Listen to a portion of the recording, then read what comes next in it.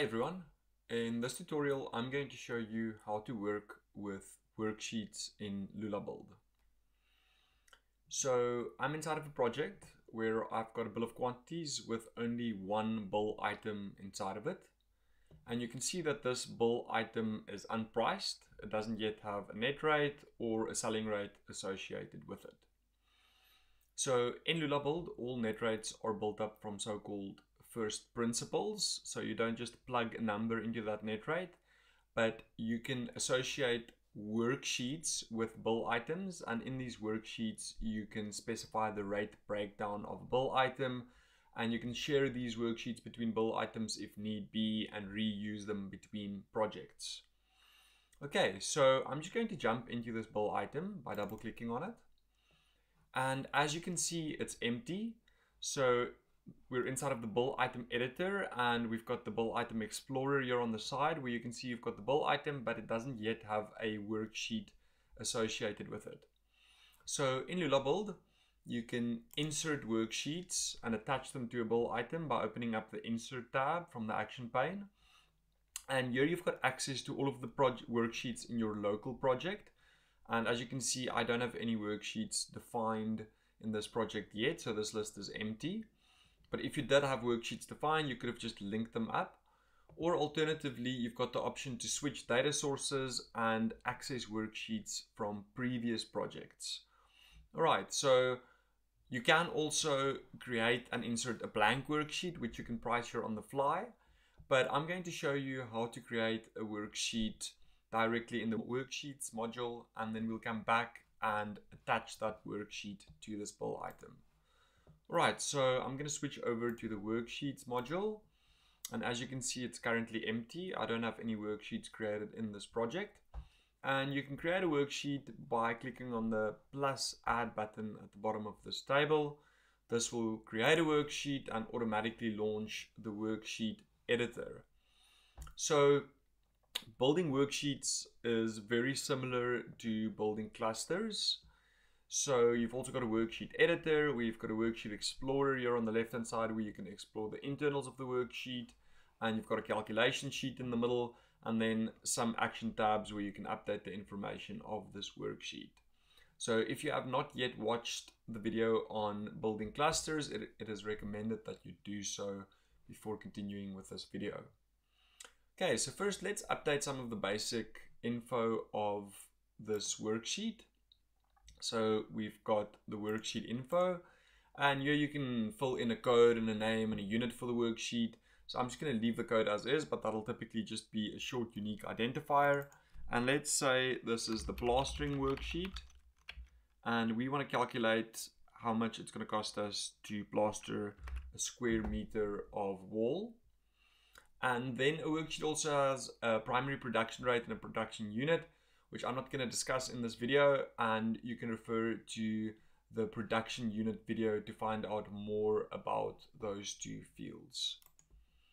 Right, then similar to clusters, we can open up the insert tab, and this will give us access to all of the resources in this local project. But once again, you can switch to a different project if you want to access resources from any of your other libraries. And you've got access to all of the clusters inside of this project. Right, and when we do plastering, let's say we're going to need a plasterer, and we might need some general labor to help the plasterer, and we're also going to need some mortar. But mortar is a mixture of building sand, building water, and cement. So I've already set up a cluster called mortar cluster, which I'm going to pull in. And similar to your cluster explorer, you can browse the internals. So if you want to see what's going on inside of mortar, you can click on it and it brings up the calculation sheet of mortar where you can see what was allowed in the mortar cluster. All right, but this plastering worksheet is priced per squares, but these individual resources aren't all priced per square. So we've got to transform their allowables and their units so that they match the unit of the parent worksheet. Okay, so once again, we've got a transform column where we can specify any formula to do these transformations with. So firstly, let's take the plasterer from hours to days. So let's say we work 8 hours per day. And let's say we've got one plasterer on site doing the plastering.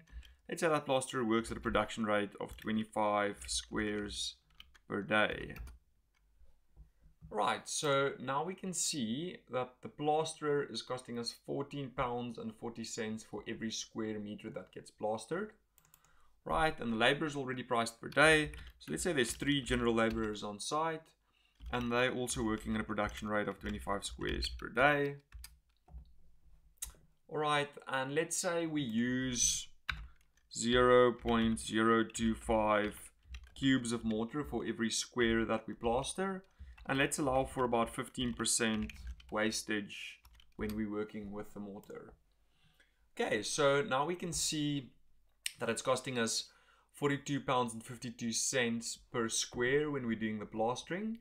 And if you want to see how that rate is broken up into the different resource types, we can open up the allowable breakdown here, and we can see that of that £42, £38.40 goes towards labor, and £4.12 goes towards the materials. Alright, and just to organize this worksheet a little bit better, we can add some comments. So I'm gonna add a comment, and I'll add another comment there, and let's just say this is our labor and this is our material. Okay, so this is quite convenient. If your worksheet gets big, you can just organize it a bit better for yourself with these comments. Alright, and similar to clusters, you can use variables in these transform columns by adding them in sharp curly brackets. And you can use global variables if you've got any defined, or you can define your own local variables for this worksheet and also use them in these transform calculations. Okay, so now that this worksheet has been priced, we can associate this worksheet with our bill item. So I'm just going to jump back to our bill item, which is currently empty. I'm going to open up my insert tab, and now we've got access to this plastering worksheet, and I'm just going to double click on it to automatically link it up with my bill item. And now we've linked a rate build up to the plastering item. And if we go back to the bill of quantities, we can now see we've got a net rate, we've got a net amount, and we haven't assigned any markup to this item yet. So the selling rates and the selling amounts are still 0. So you can see that worksheets are very similar to building clusters. The difference is that worksheets can be directly attached to bill items, and you can share worksheets between bill items if need be as well. So worksheets are really one of the core components of your pricing library, and you'll be reusing your worksheets from one project to the next frequently. All right, that's all for today, and thanks for joining us.